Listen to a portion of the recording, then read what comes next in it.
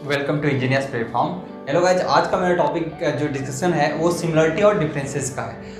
ये इस टॉपिक को मैंने इसलिए लिया क्योंकि इससे पहले एक और टॉपिक रह गया हमारा मैथमेटिकल ऑपरेशन। ये इसलिए लिया क्योंकि इससे पहले का जो मैंने टॉपिक किया था वो हमारा किस चीज़ का था, वो था एनालॉजी। और एनालॉजी टाइप का ही पैटर्न है, चूंकि नाम अलग रख दिया इसलिए अलग नाम रख के उसी क्वेश्चन को कर रहा हूँ। अगर एनालॉजी को करते हैं तो ये चीज़ वही है। एनालॉजी में एक चीज़ देखना है, एनालॉजी जो कि था वो नंबर एनालॉजी था, यानी डिजिट 1 2 प्राइम नंबर वगैरह से हम डिस्कस किया था हमने। लेकिन यहाँ पे जो है हमारे लिए देखिए सिमिलरिटी जो वर्ड होते हैं इसमें होते हैं अल्फाबेट्स, है ना। तो अल्फाबेट्स के जो है एनालॉजी है। अल्फाबेट्स एनालॉजी कहने का मतलब ये देखिए, जहां पे 10 15 20 होता था, अब अल्फाबेट्स आ गए ना 26 लेटर में से।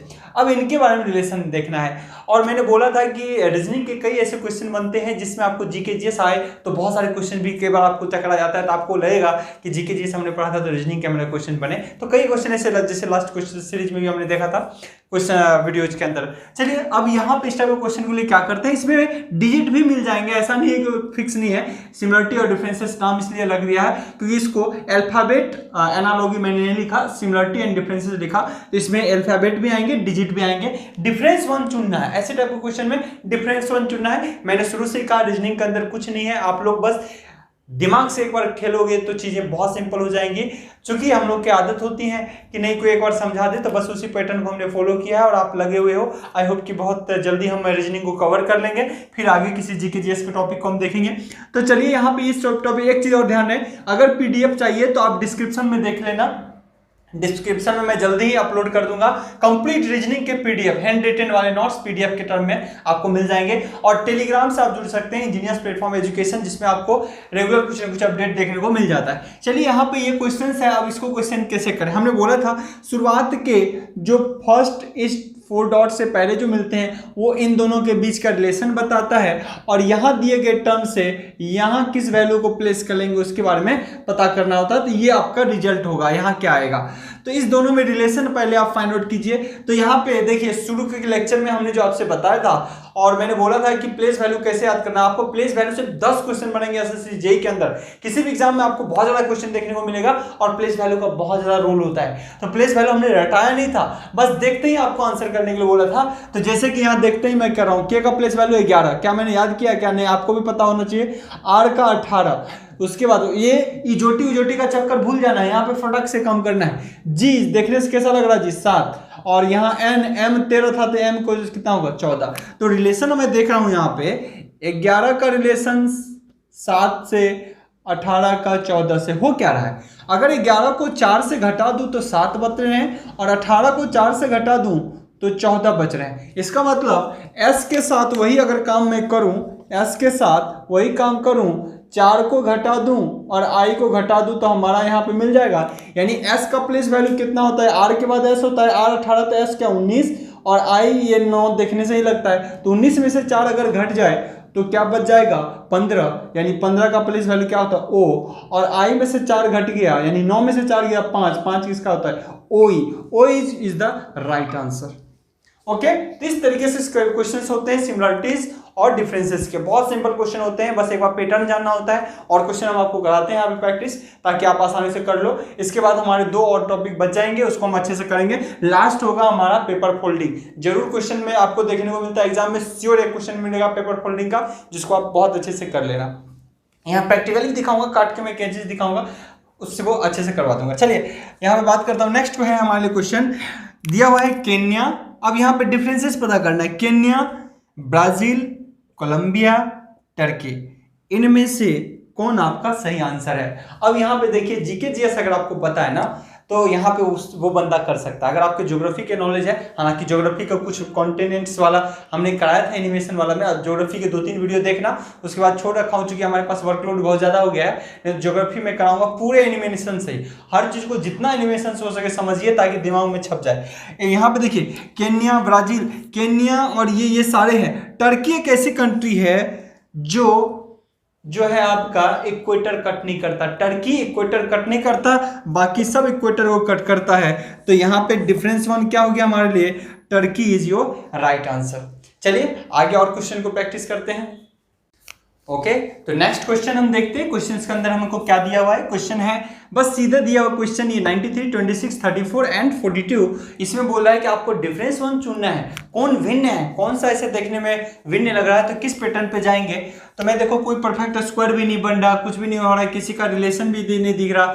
एक चीज दिख रहा है हमको, ये और ये सब क्या है, इवन नंबर, जबकि 93 क्या है, एक ओड नंबर। तो हम इसके लिए डिफरेंस मान के चलेंगे और ये हमारा एक डिफरेंट आंसर है इस चीज का, है ना। तो यही हमारे लिए राइट ऑप्शन होगा। चलिए नेक्स्ट आगे हम बात कर लेते हैं एक बार कि इस टाइप का क्वेश्चन दिया हुआ है, इनमें भिन्न कौन है। ये क्वेश्चन है आपका डिफिनिट निश्चित, स्पेसिफिक विशिष्ट, डॉटफुल संदिग्ध और डिस्टिंक्ट मतलब अलग। इनमें भिन्न कौन सा है, तो देखिए निश्चित किसी स्पेसिफिक चीज को डिनोट कर रहा है, स्पेसिफिक भी किसी विशिष्ट चीज को डिनोट कर रहा है, संदिग्ध हो गया कोई संदिग्ध चीज है ना, सस्पेक्ट थिंग, और यहाँ डिस्टिंक्ट बोले तो अलग, कोई एक अलग चीज। तो यहाँ पे हमारा डॉटफुल जो है ये एक डिफरेंट वन है, तो ये हमारे लिए क्या होगा, राइट आंसर होगा। चलिए आगे बढ़ते हैं। BEHK अब इनमें दे दिया है, देखिए अब बोल रहा डिफरेंट वन कौन होगा, ऐसे क्वेश्चन सीधे दे देगा, अब बोलेगा which one is right answer, ABCD, है ना। तो आपको चेक करना पड़ेगा कि रिलेशन, अब ऐसा तो नहीं कि ये डायरेक्ट पता करेंगे, यहाँ पे अल्फाबेट के पोजीशन से पता कर सकते हैं कि क्या एक अरेंजमेंट में दिया है, सब अरेंज है, या कुछ ऐसा है जो मिस अरेंज है। तो हम उसको चेक करने की कोशिश करेंगे। कैसे चेक होगा, B का प्लेस वैल्यू 2, E का प्लेस वैल्यू 5, इसका 8, इसका 11, तो ये 2 3 5 5 3 8 8 3 11, एक अरेंजमेंट है, 3 3 का गैप है। इसके साथ देखता हूं, E का है 5, इसका है 8, K का है 11 और M का है 13, 3 5 8 8, यानी अरेंजमेंट 11 3 14 होना चाहिए। इसका अरेंजमेंट ठीक नहीं है, लेकिन हम देखते हैं क्या इसी अरेंजमेंट को सब तो नहीं फॉलो कर रहा, तो ये अरेंजमेंट गलत हो जाएगा। लेकिन अगर किसी पर्टिकुलर को सब फॉलो कर रहा होगा तो एक भिन्न देखना है ना।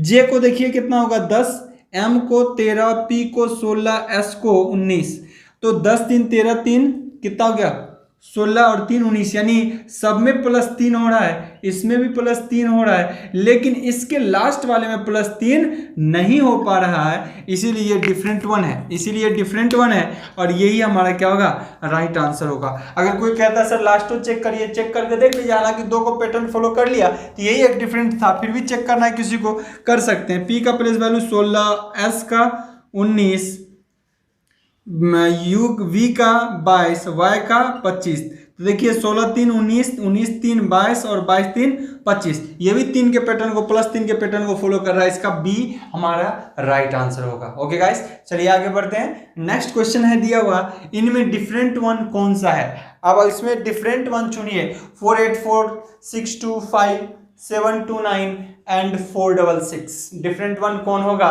इनमें आप लोग डिफरेंट वन चुनेंगे और कमेंट बॉक्स में कमेंट करेंगे। ध्यान रहे, इसका मैं क्वेश्चन नंबर रख देता हूं, इससे पहले 2 किया, 3 4 5, क्वेश्चन नंबर 6, ठीक है ना। क्वेश्चन नंबर 6 का आप लोग जवाब देंगे ऑप्शन के साथ साथ, ये ऑप्शन के साथ साथ इसके प्लेस वैल्यू को भी आप लोग लिखेंगे। ये आप लोग के लिए क्वेश्चन है, ये आप लोग डिफरेंस पता करेंगे। ओके गाइस, आई होप इसमें कोई क्वेश्चंस में दिक्कत नहीं होगी, फिर भी हम एक और प्रैक्टिस कर लेते हैं, उसके फिर आगे बढ़ते हैं। ओके, नेक्स्ट क्वेश्चन हमारे सामने है, आप क्वेश्चन को देखिए। क्वेश्चन दिया हुआ है इस तरीके से, ए मुंबई प्रेसिडेंट हाउस, है ना, बी Delhi parliament, Nagpur centre point, Hyderabad Char Minar. बोल रहा व्हिच वन इज राइट। अब राइट इन द सेंस कि इनमें से 4 भिन्न कौन है, ऐसा नहीं कि जो सही है उसको टिक मार दिए, है ना, या जो गलत है उसको टिक मार दिया, ऐसा नहीं है। उन 4 में से भिन्न कौन है ये देखना है। अगर मुंबई बोल रहा है तो मुंबई में प्रेसिडेंट हाउस, तो मुंबई में प्रेसिडेंट हाउस नहीं है, नहीं है तो देखते ही इसी को आंसर नहीं लगा देना। कहीं ये तो नहीं देखना है कि कहीं इनमें से 3 ऑप्शन ऐसे हो जो गलत हो, 3 गलत हो तो 1 सही हो, तो उस 1 सही को राइट मारना है, फिर गलत को नहीं मारना। अब देखते हैं, दिल्ली पार्लियामेंट, यानी दिल्ली में पार्लियामेंट है, ये तो सही चीज है। नागपुर में सेंटर पॉइंट है, ये भी सही चीज है। हैदराबाद के अंदर चार मीनार है, ये भी, यानी 4 सेम है, एक ये ऐसा चीज है जो गलत दिया हुआ, इसलिए ये हमारा राइट आंसर होगा। क्लियर? तो इस तरीके से आप आंसर कर सकते हैं। नेक्स्ट है, a doctor is related to treatment, so is the teacher related to which of the following. अगर कोई डॉक्टर ट्रीटमेंट से रिलेटेड है, डॉक्टर ऑब्वियसली उसका मेन वर्क है ट्रीटमेंट से, है ना, तो उसका प्रॉपर्टी है, डॉक्टर की प्रॉपर्टी है ट्रीटमेंट करना, तो कोई टीचर है ना, जैसे मैं टीच कर रहा हूँ तो उसका रिलेशन किससे होगा, तो इसका रिलेशन क्या किसी स्कूल से होगा, किसी कॉलेज से होगा, स्टूडेंट से होगा या एजुकेशन से होगा।